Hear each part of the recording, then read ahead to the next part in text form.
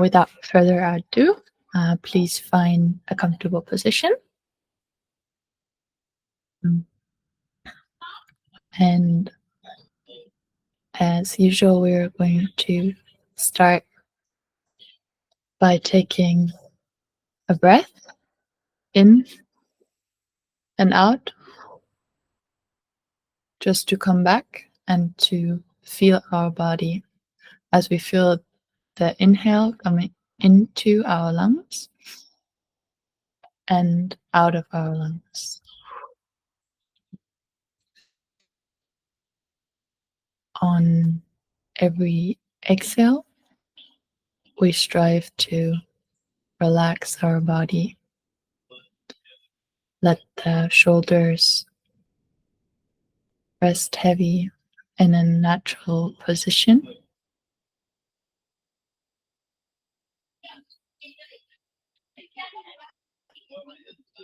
Relax.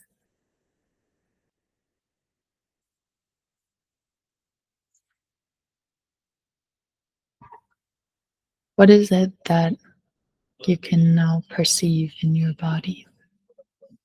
That is the first thing, checking in with yourself.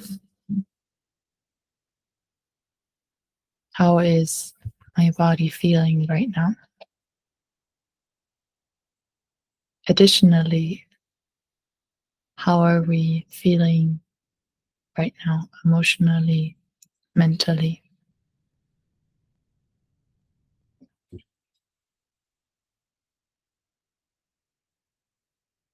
Any topic, anything about what we've done today, yesterday, what we're still going to do this week, today? We tell the mind to let that go.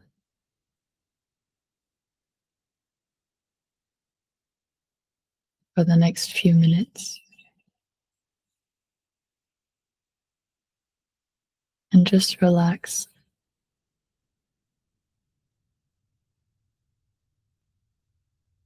As if we're taking a break from our life for a moment.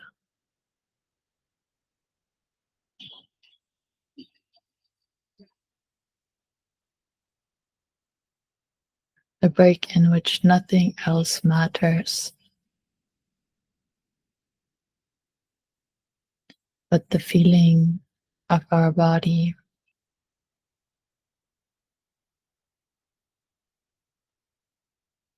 how we're feeling emotionally right now.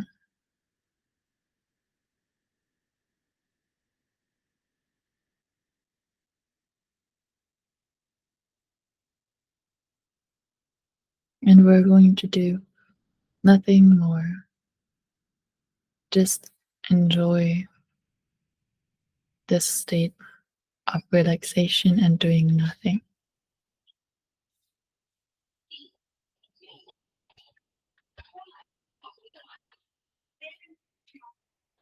If there's anything that comes up by itself, like a thought, an image, a sensation,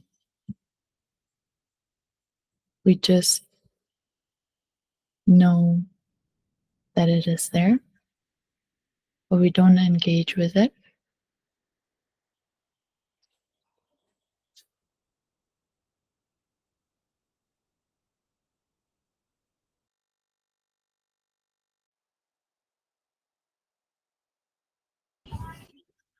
And we don't judge it. That's not our job, our role and responsibility right now.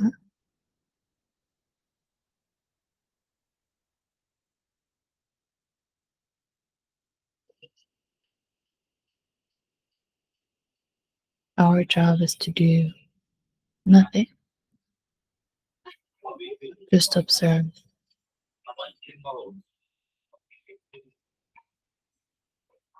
So relax and enjoy.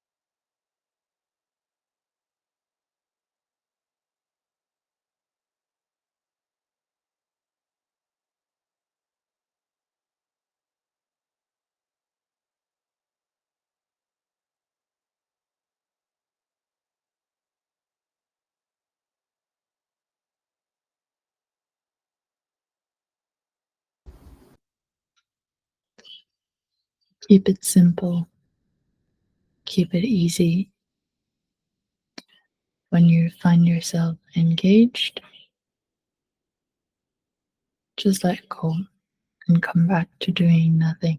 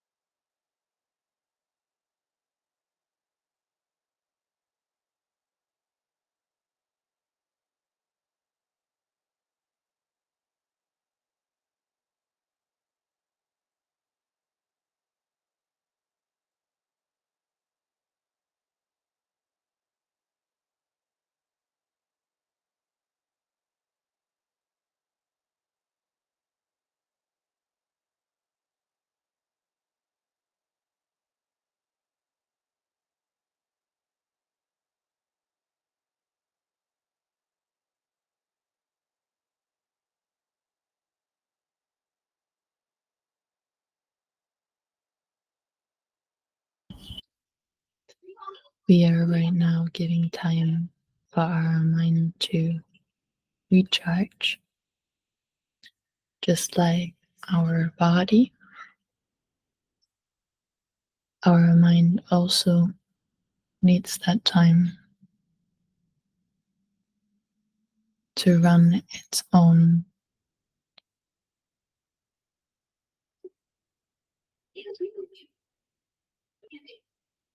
its own system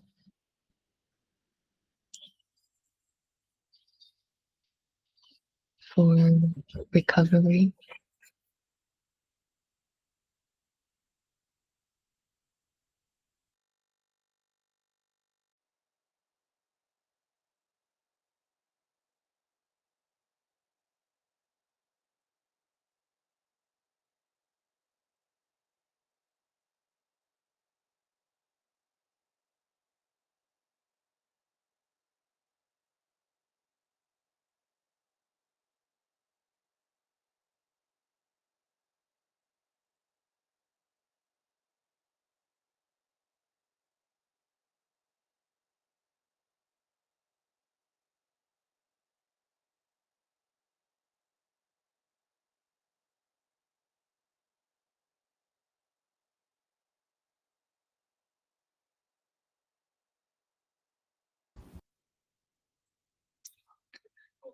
As we are setting out to do nothing at all,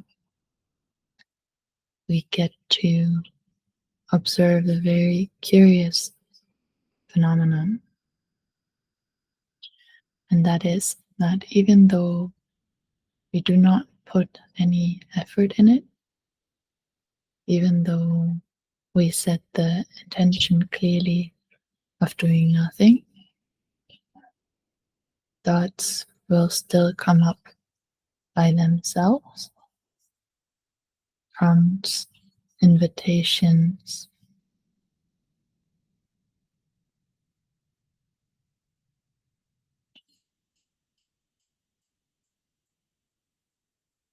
That is a very curious observation that we make, because that is the case not only for meditation,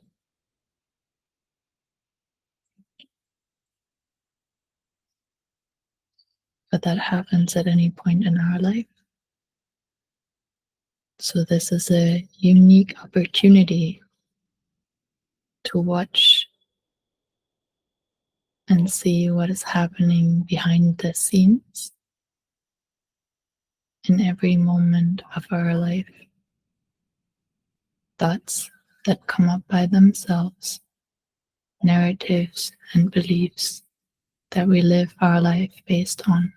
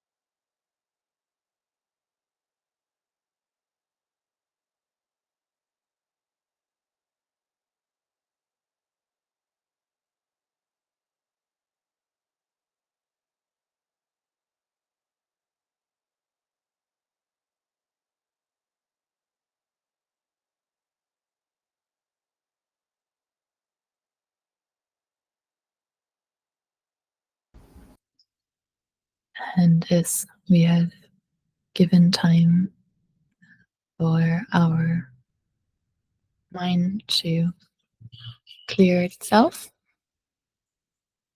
we can now slowly open up our eyes again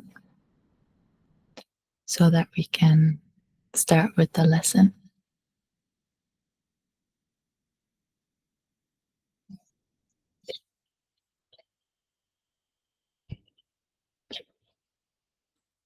Hello, everyone. I hope you're all doing well. As always, as in any class, if there's anyone who has any questions, anything that they're struggling with at the moment, they can definitely always ask, even though the topic might be different. But this is also a safe space where you can, share and ask your questions if you want. Okay, bye bye. Nice to meet you, Modi.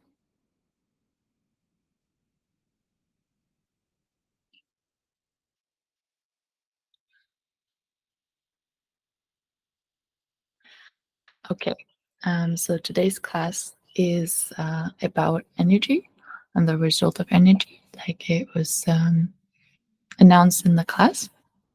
I have to say it's actually a rerun of a class that I did about a week ago, because the last time I made it very complicated and I wasn't completely satisfied with the result. So I'm going to go really slow, go point by point, and it will be really helpful if, at any point when I ask if there are any questions, or if it's easily understandable, you can just give me a simple like thumbs up with a tool that, or or say if it's not clear. That's also really helpful, because I'm still learning to make things simple, learning to make things easy. Thank you. um, okay, so when we talk about energy, we're not talking about anything that we don't already know of. So to find the same foundation is energy is the foundation of the world around us, the world as we know it.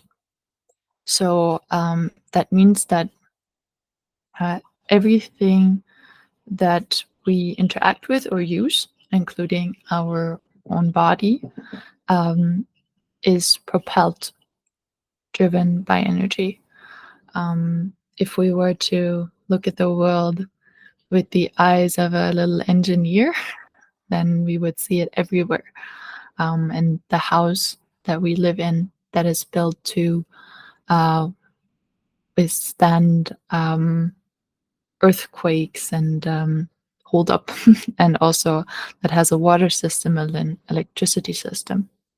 When we look at the gadgets, the tools that we use to cook, to entertain ourselves with, the vehicles we use to get anywhere, and even when we go to the park, the systems that the trees and a whole ecosystem runs on, everything is driven forward by energy. So when I talk about energy, I'm talking about something that you know too, and that feels like physics and everything. But as I want to then transfer this concept from the world around us to our own life and our own self. So the question then is, what is the significance for ourselves, for our own life? We have touched upon this topic before, so I just want to, I'll if you've already heard this, don't worry about it. I'm going to expand on it further. Our actions, what we do every day, is also propelled by energy. Everything requires energy. Every motion requires energy.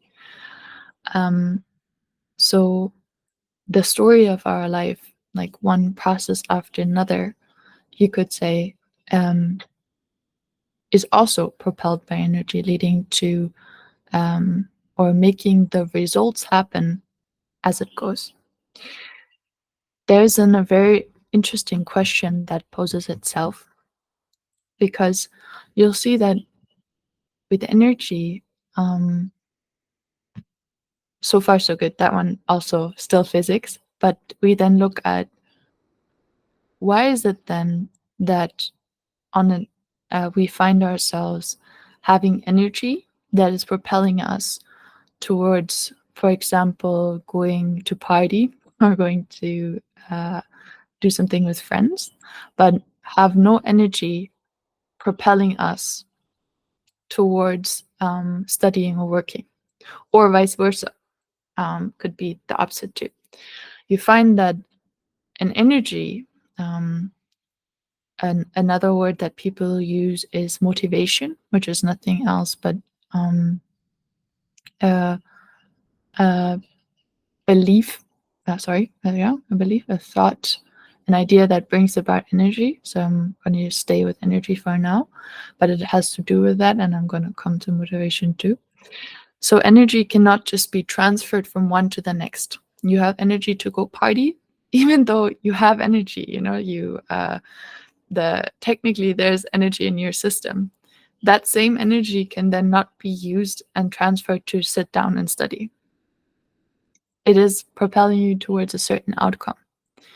And that is really, really curious, because like I said, the actions, the speech and action, what we do and say every day, that is propelled by energy that makes up our life. And we then have to live out the consequences.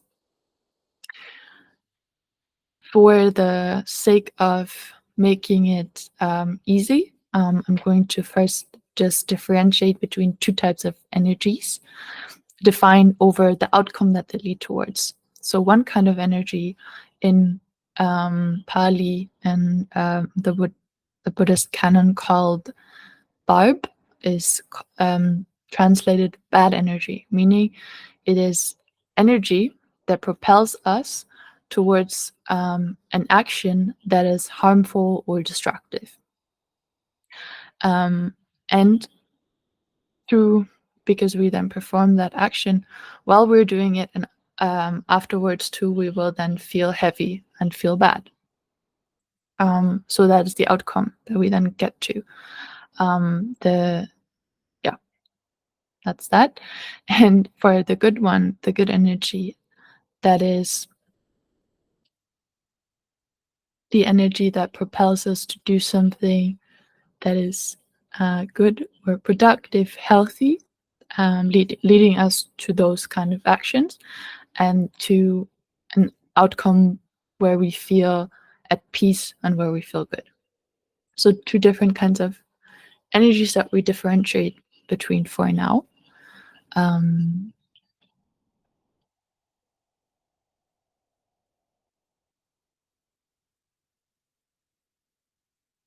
Yes. Okay. What is the implication of this? We are also right now living out the result of energy. That is where that theme comes from. We are living out the result of energy, good and bad. That means of the actions that we have taken that have led us to that point, and the feeling, the emotional outcome that we gain from that too.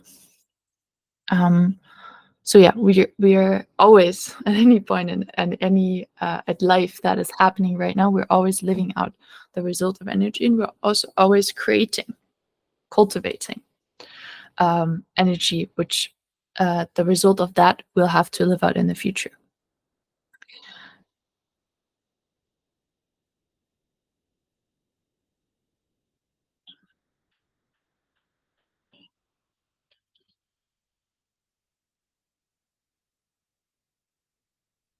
So far, so good. Thank you. So there's a quote that we have in the book too that we've been that we're writing on, and that is that energy is the key to. Thank you, both of you. To the energy is the key to all success, but also all failure in our life. Energy is the key to all fulfillment and all disappointment, and also the key to all happiness and all suffering.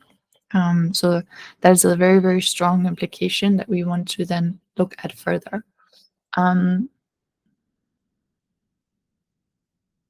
Yes.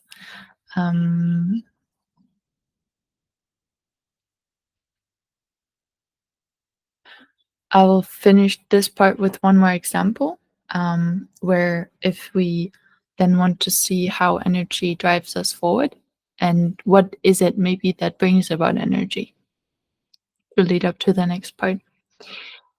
Imagine the scenario that you come home from work or from a long day, and you sit down on the couch and you feel like there's no way that you're possibly ever going to move again.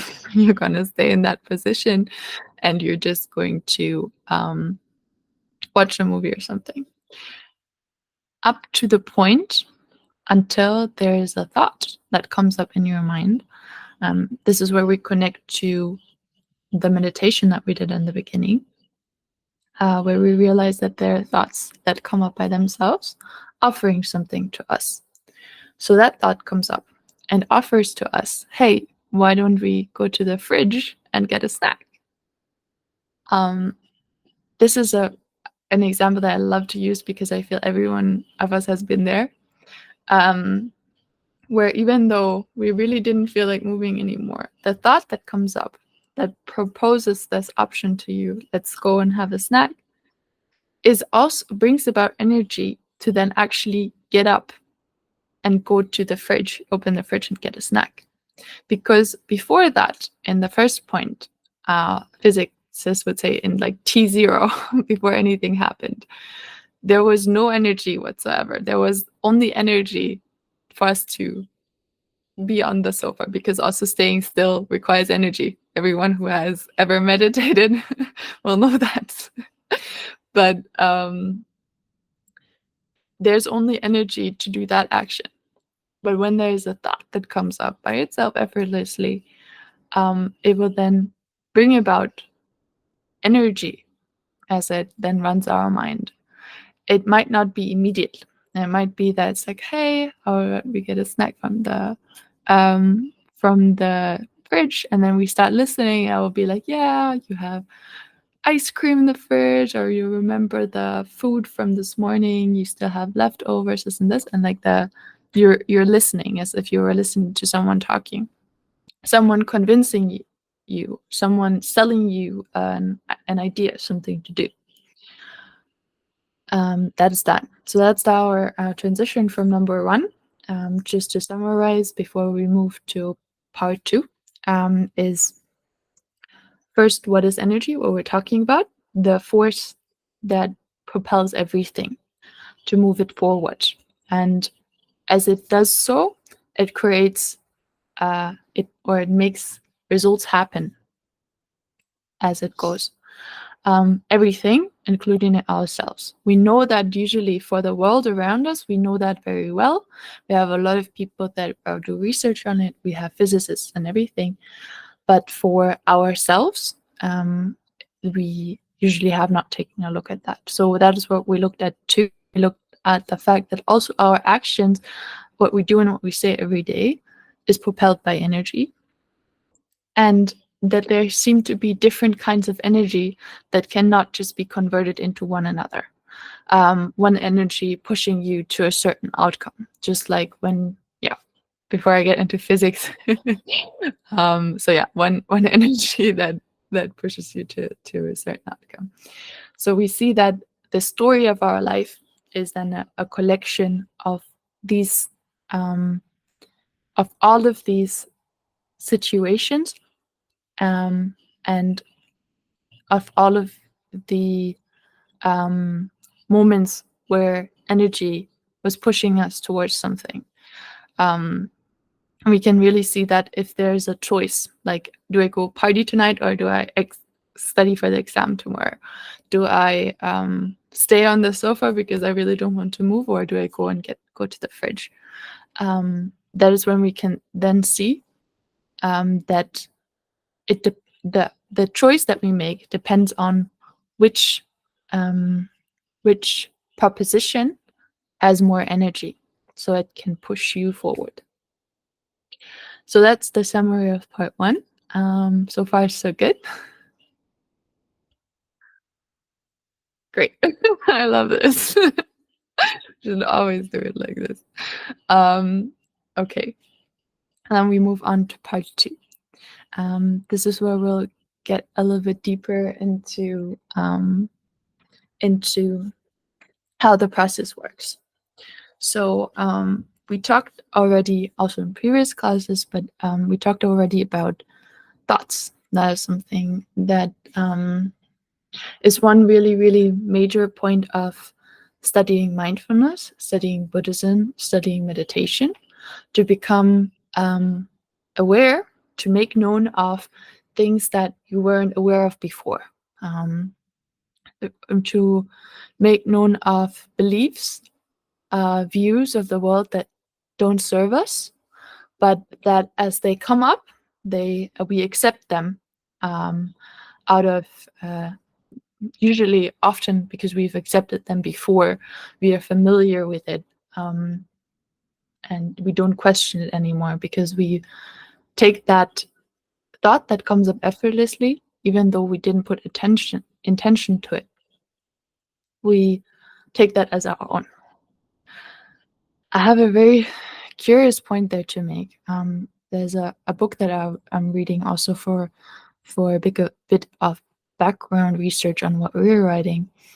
And the gentleman who's writing it, he was saying that actually it doesn't make sense that the voice in our head that is talking to us, these brings up these thoughts, these prepositions, talks about us, about all the things that we did wrong today, or all the nasty things that someone said to us maybe that day. It doesn't really make sense that it is us. It makes a lot of sense that it's another party, another entity. Why is that? Because if it was really you talking to you, then why would you have the need to talk? You already know all of that, right? You lived all of these situations out. Why would you have the need to talk to yourself? All of that, what that voice is saying, you should already know that, right? If that is really you talking to yourself. Also, you should be the one putting effort into it, right? When we do a mathematical equation, for example, we focus on it. We know that right now we're thinking, but if there is a voice that is popping up by itself in our head, thoughts and that are glued to emotions, then this is a curious thing, and this is something that should be looked into. And in this context, really, really important too, because now we're moving on to the part where we look at how is energy cultivated. Energy, as you've probably been guessing by now, is cultivated by, or I'm not sure what the correct term in physics is. Transmitted could be the word, by waves or vibration. And for us, we're going to stay with us right now with our life. That is in the form of thoughts. Thoughts being vibrations, or vibrations, waves converging to vibrations that then bring about energy to move you forward. We then see that there is a towards an outcome, sorry, not just randomly moves you forward. That the important part is it moves us forward towards an outcome. I'll give another example. There might even be a thought that comes up about like our coworkers, for example, and it says like, oh, they don't like me. They look at me like a funny way. It is a thought that comes up by itself. Fact or not, right or wrong, we don't know. It's just a thought that comes up in our mind. That tells us that our coworkers are there and they might look at us. Anything else, those are the facts that we have. Anything else, not a fact, just a thought that in our mind. So that's a really, really important point first. So in this example, I'm going to recap quickly. Daniel just joined. Hello. Hi. We were just talking about an example, a situation in which you're at work and you're interacting with your coworkers, and there's a thought popping up by itself that is suggesting to you, oh, that coworker is looking at us funny. Maybe he doesn't like us. I said that, and any other situation you can take there as well. In that situation, it is not a fact. Actually, you don't know. It's just that you are going to work, your coworker looks at you. Those are the facts. The thing that comes up is just a thought. Right or wrong, we don't know. Now, we see with the thought that comes up, it then runs in our mind. Like I said before in the example with the sofa and the fridge, it doesn't happen immediately, but that first thought initiates. And then as we sit down in this example at our desk, that thought that keeps running. Oh yeah, he doesn't like me because of this and this and this and that. And you then feel the feeling of discomfort comes with it as well. Again, right or wrong, you don't know. While that is running, there's energy being pulled up, right? The thoughts and the thoughts and emotions, like we just said, in the form of wave and vibration, bringing about energy to then move you forward eventually. So they run, bringing about energy. The energy that then leads us to do something. For example, in the example that when we then have to interact with that coworker, we will interact from a place of like being stiff, being very distant, and because what is guiding us is the thought that that coworker doesn't like us. Again, right or wrong, we don't know, but we might actually, because of that assumption, be less nice to that coworker than to others. So this is a really, really, really important implication. So I'm going to make a second example. The second example also, we look at the outcome that comes about. Imagine you are on the street and you are there's a beggar, someone asking for money on the street. When you go past, there's then a thought that comes up and that tells you, oh, like maybe you should give them money. But immediately after that, there's another thought that comes up. Actually, maybe not a good idea because maybe he'll use it for drugs or for alcohol. Now, again, same situation. The facts are as follows. You're walking on the street. There's a beggar sitting next to the street asking, like having a bowl for money. That's it. Those are the facts. If he's going to use any money that you are potentially giving them to support his family that he has at home, or that he's going to use it for drugs and alcohol, you don't know. Both assumptions. But you see that both assumptions will drive you, or rather will bring about the energy to propel you towards two very different outcomes. One outcome would be that you believe that either he's going to use it for a good thing, or even just that the act of giving is a good thing. You will then end up giving.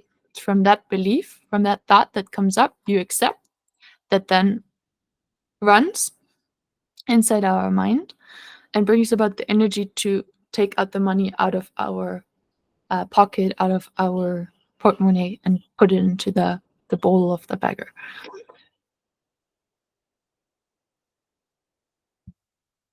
Sorry for interrupting. What might have caused the thought? Did the coworker do something similar previously? That's a very good question.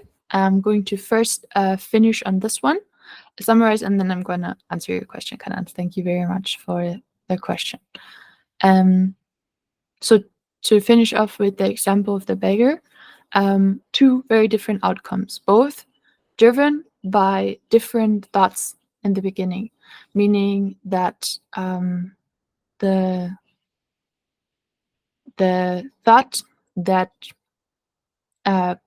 there's a thought having a positive assumption about that situation, or just certainly having the belief that giving is always a good thing, and that is bringing about the positive state of mind, generosity in our mind, that is certainly going to benefit us and brighten our day, and also brighten the other person's mind. Because as we give something, when someone gives you something, especially without asking anything in return, how can you not feel happy? How can you not feel grateful, even if it's just for a moment? How can you not feel like there's someone looking out for you? So from that belief, very different outcome, very different energy that is brought about to bring you towards that outcome, as in opposition to another assumption that then brings you towards the outcome not to give. So to summarize, the second part of the lesson, as we were talking about, is then talking about how is this energy cultivated that drives our speech and action forward, that leads us to an outcome, a result in your life, a situation, our life that is happening right now. And that is cultivated through thoughts and emotions that arise in your mind effortlessly and that you accept or reject. The one that you accept is the one that is going to keep running in that's going to keep running in your mind, bringing about the energy to bring about the outcome that is in accordance with it. Okay, the summary of the second part. I'm now going to go back and look again at Kanan's question. So in the one example I gave, what might have caused the thought? Did the coworker do something similar previously? Okay, this is a good question. Now we look at where do those thoughts come from? With thoughts, before I go beyond that, I want to say that a belief in the end is in the end also just a thought that we've already accepted previously, meaning that we might have had situations before in our life where we've accepted that. For that example, we might have been at a different workplace before, had problems with coworkers or something like that, and we then that thought already came up before, and then comes up again later, like a thought reminding you, remember at your last workplace it was like this, so we assume that it's going to be here like this as well. So meaning that the thought that a belief is nothing else but a thought that we have accepted already, often. So we're more familiar with it, and it's easier to run our system.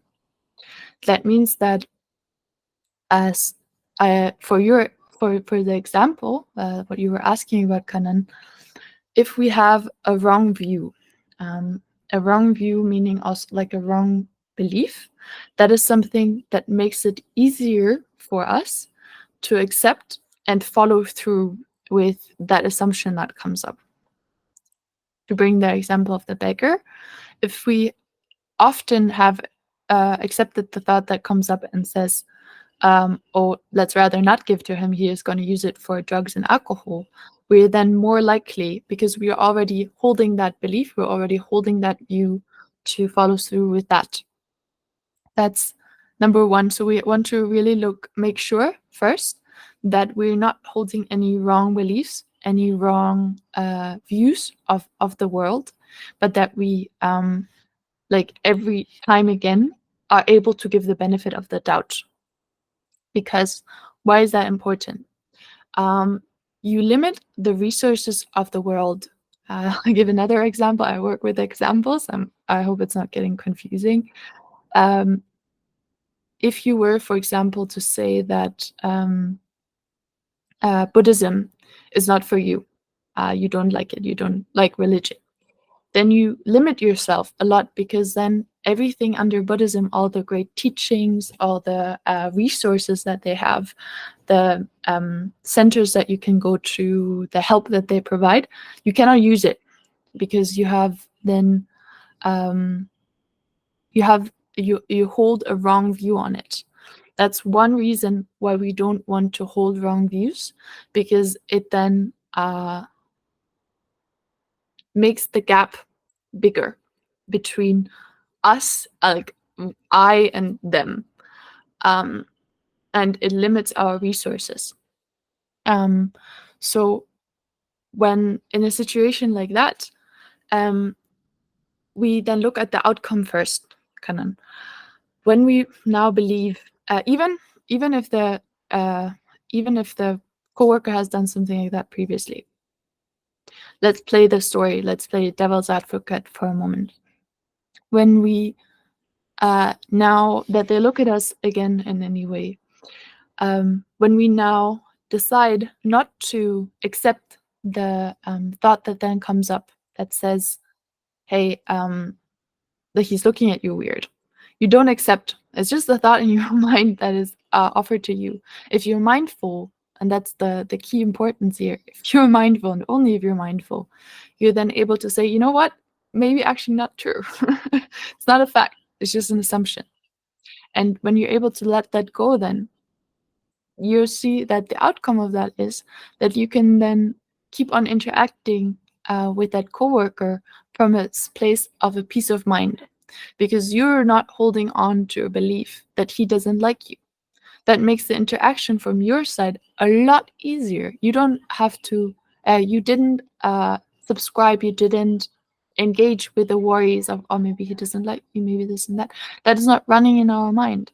Therefore, what is on them, it doesn't even matter. It matters which thought are you believing, which one are you accepting, because it's going to run your system, and it's going to provide an outcome in your life the way that you feel. Maybe then feel uncomfortable in relation with that coworker, feel uncomfortable at work, and it will bring it up an outcome that's very real to yourself. Wait.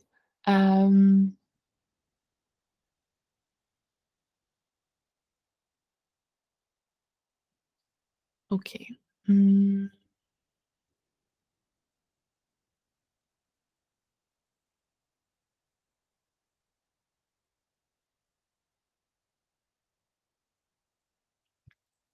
okay. That is actually a very good question, because it poses to us for us to go back a little bit and answer your first question fully, which was where do these thoughts come from?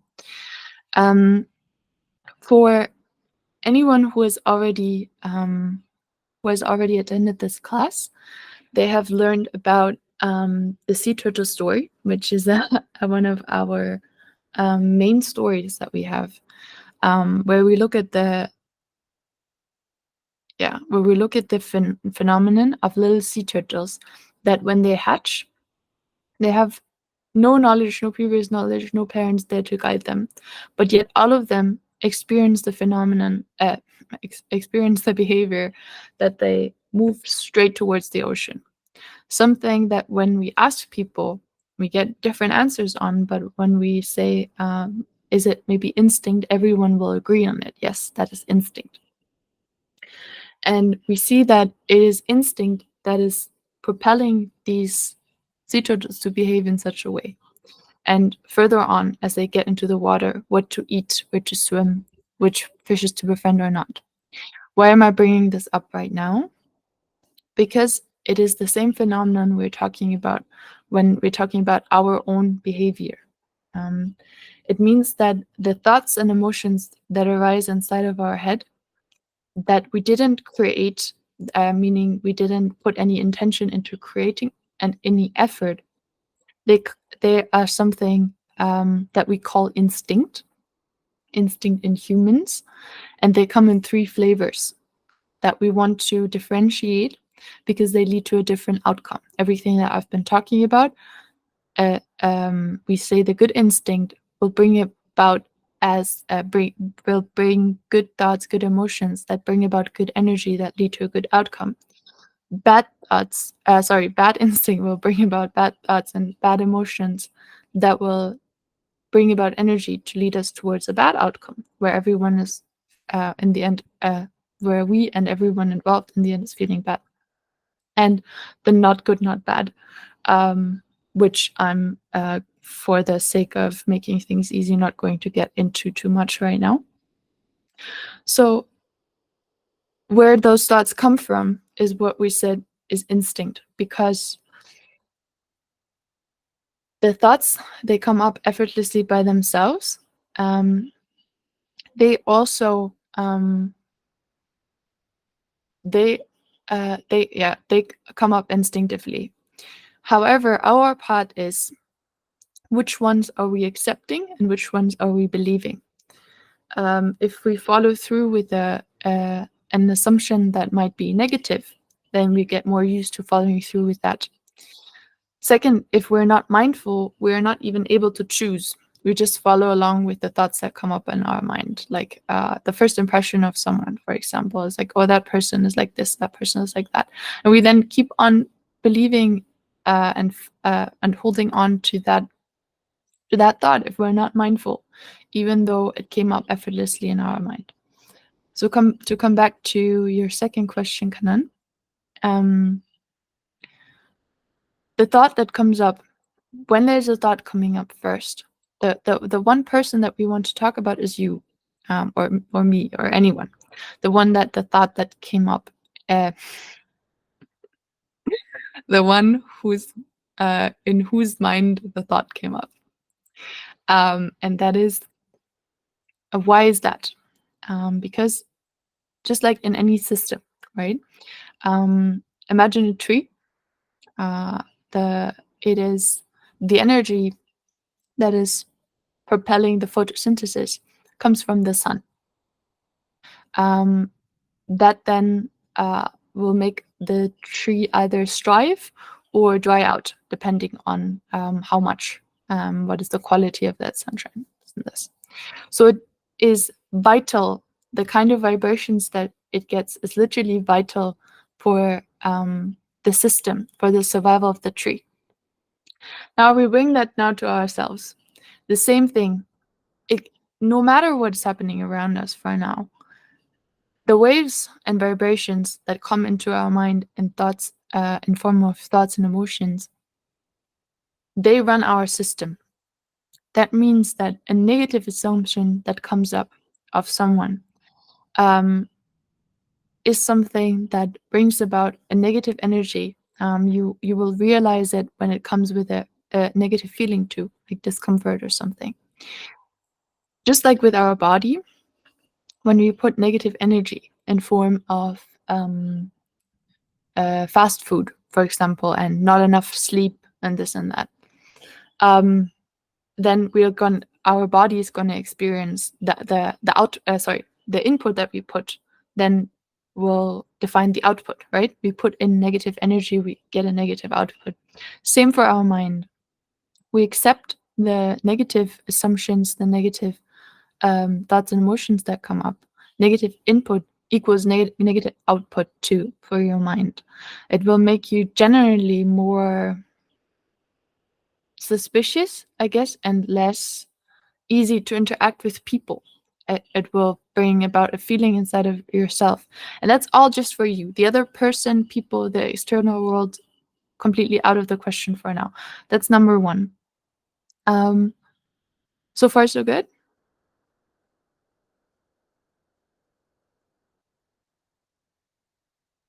Okay. Making sense to me, yeah. Thank you. So then from that on, the second question then is, when we go on to this path, what we strive to do is to understand our own mind. And the better we understand our own mind, the better we understand the other person. Now, when we realize that these assumptions that come up, they pop up effortlessly, and if we're not mindful, which happens throughout the day, we just accept them, and that then brings about our speech and action. That is not just that for us, that is that for everyone. So in the second question, you're then asking about, should you discuss that with your coworker? Now we then look at face reality. We understand that the other person has the same thing going on. They also have thoughts and assumptions that come up in their mind, that they accept or not, and then let them bring about energy that fuels their actions, their behavior, what makes up their life. Meaning they're not beyond instinct too. And if they don't have the don't have the luck that that are able to practice mindfulness, practice meditation, and become aware of these thoughts, they are in the lack of better word, like the victim of it, if it is a negative one, because they don't have the space not to follow through.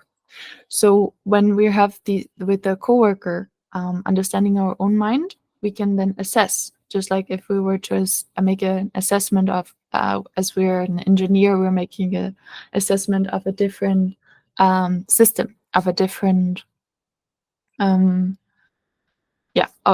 anything different, of a different computer. we then have to assess, and we have to look at it, and we have to see, is this likely that that other person will be able to understand this, be able to not follow through with negative assumptions that might come up in their mind. What kind of relationship do we have to them too? If it is, for example, a close friend, with close friends, I would also always um, I think it's always there should always be the space to voice things and be like, hey, is that actually what you meant? And just to clarify things from a pure place. If it is, however, someone that we don't know well, someone that we also have to work with, we have to be careful, not be careful. We have to look at appropriateness, and we have to look at does it as we are making an assessment of the different system, what will be the outcome?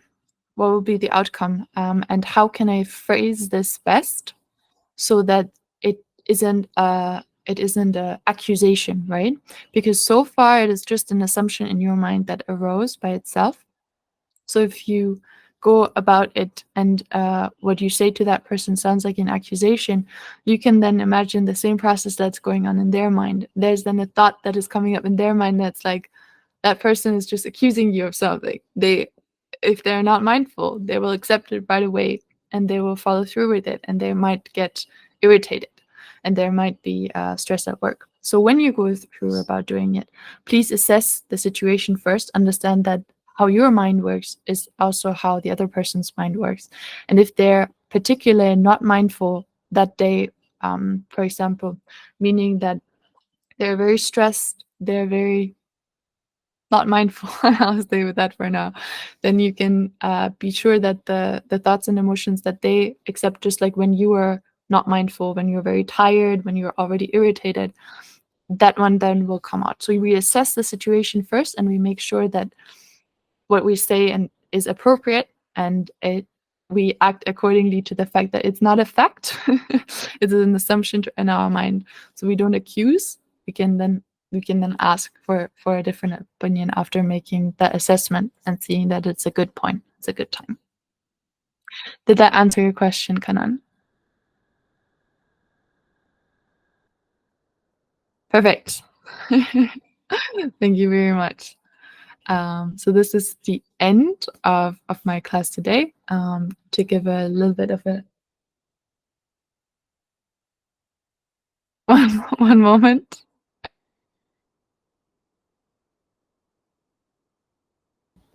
This is the end of this class. To summarize really quick, the topic of today was energy and the result of energy. And we looked into the whole process from the beginning to the end, starting with the thoughts that arise by themselves, thoughts with emotions that arise by themselves inside our mind. The phenomenon, we call it instinct. We then saw that they come in 3 different flavors, which we differentiate by the energy that they bring about that leads to a certain outcome. There's an energy that propels you towards destructive things, or an energy that propels you towards positive things. They cannot just be transformed into one another. The example for Daniel, because you weren't there at the time, was you have energy to go party with your friends and get very drunk and everything, but you don't have the energy to work and study for the exam that you have tomorrow. So there is energy moving your body forward, but it cannot be converted into one another. There's a certain, there's one instinct bringing about one kind of thought. For example, there's a good instinct bringing good thought, bringing about good energy, bringing about propelling you to do an action that is uplifting, nourishing, healthy in a certain way that then brings about a positive outcome. And the same for the bad and for the not good, not bad. That was the topic of today's class. However, you can definitely ask any questions now. I'm also going to be the one who's leading the meditation. As Yumi's a bit tired today, so Yes, if there are any questions, please feel free to ask.